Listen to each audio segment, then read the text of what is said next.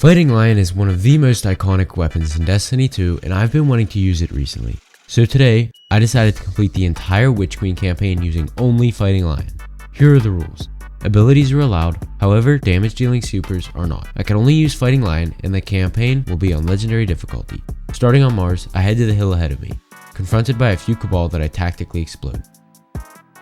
I proceed to jump into a flaming cannon with a leap of faith as I make my way to the data room, faced by a large Colossus that I kill with ease. I realized early on that phalanx are going to cause a small problem because of their shields, but that isn't going to stop me from completing this challenge. As I head into the next area, I detonate a fuel canister that incinerates a nearby enemy. And you're probably saying, Leafy Boom, that fuel canister isn't Fighting Lion. After clearing that area, I make my way to the control room. I'm confronted by a Colossus that I outmaneuver and gun down like a fighter jet that launches grenades. I activate the elevator so that I can progress further into the mission and wait patiently as I slowly ascend.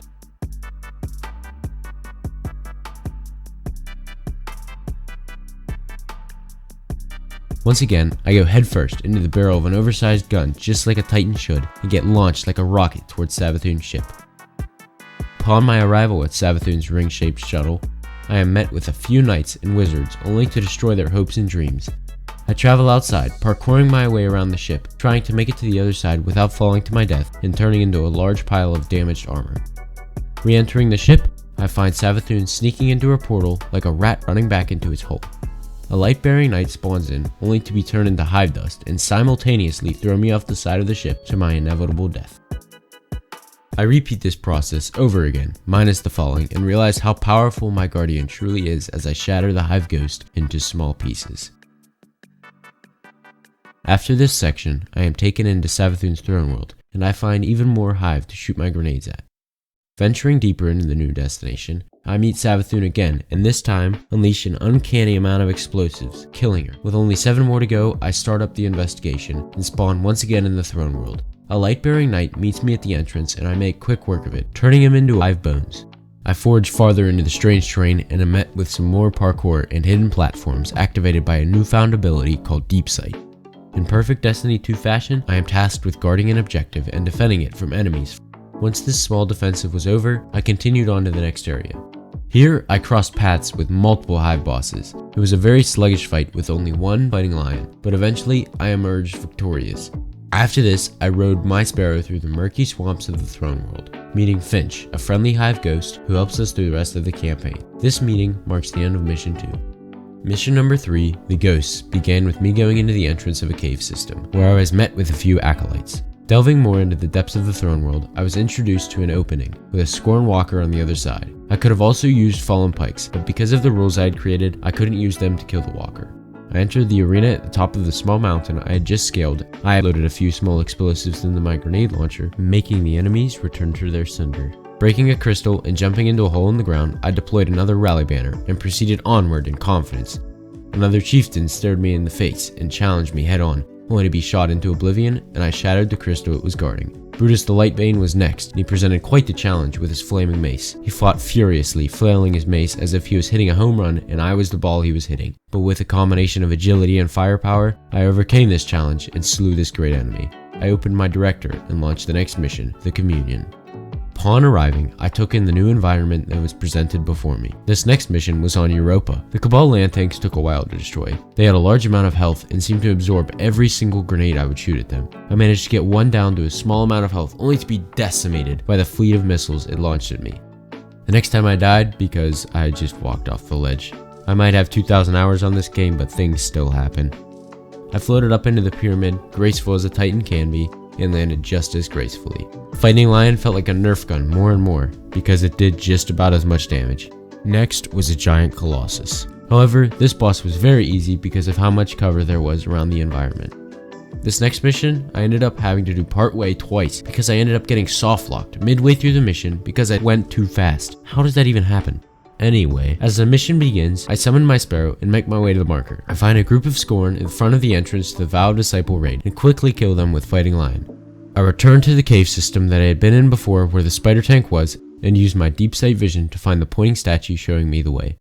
This cave section actually took me forever because it was like an actual maze. I was struggling to find the interferences and it took me almost a half an hour. The next encounter began with an oversized chieftain spawning. I struggled with this part too because of how much health this specific boss had. Like I said before, I would have done more damage with the Mega Centurion Nerf gun than with the fighting lion. For some reason, it had more health than all the other bosses and there were a lot more enemies in this room, which made it extremely difficult. But to every problem, there is a solution, and to every boss, someone to defeat it. After defeating this giant scorn, the next mission, the Cunning, began, with me riding my sparrow into the same cave I'd been in for the past few missions. Deeper I go into the caves of the throne world, finding more deep sight abilities. These abilities reveal Witch Queen symbols that I had to shoot with the fighting lion, with terrible reload speed and bad aim.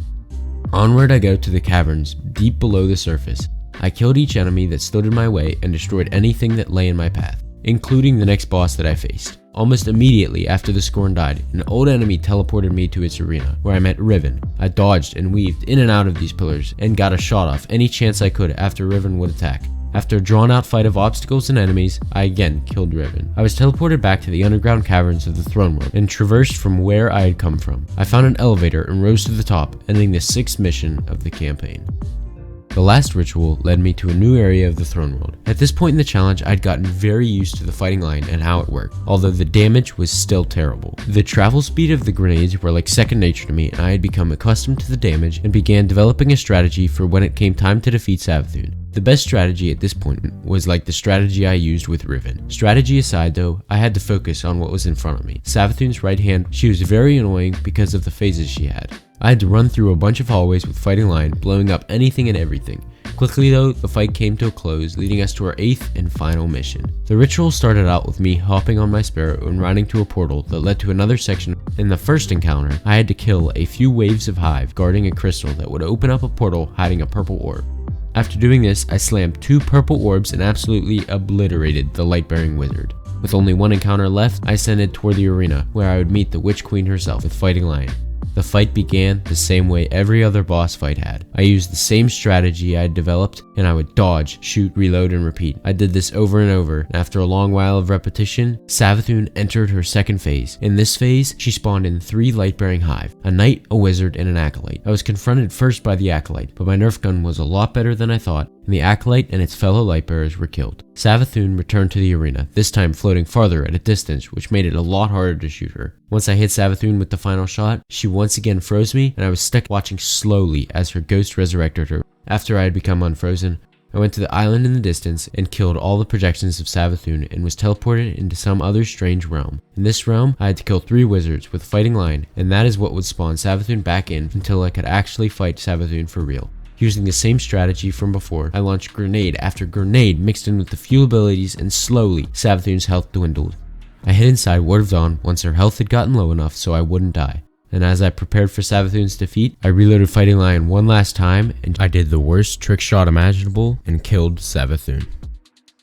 Thank you so much for watching. Subscribe if you haven't already, because it helps out a lot around here, and make sure to like the video. Comment down below what you think I should do next as a challenge, and I'll see you guys in the next one. Later.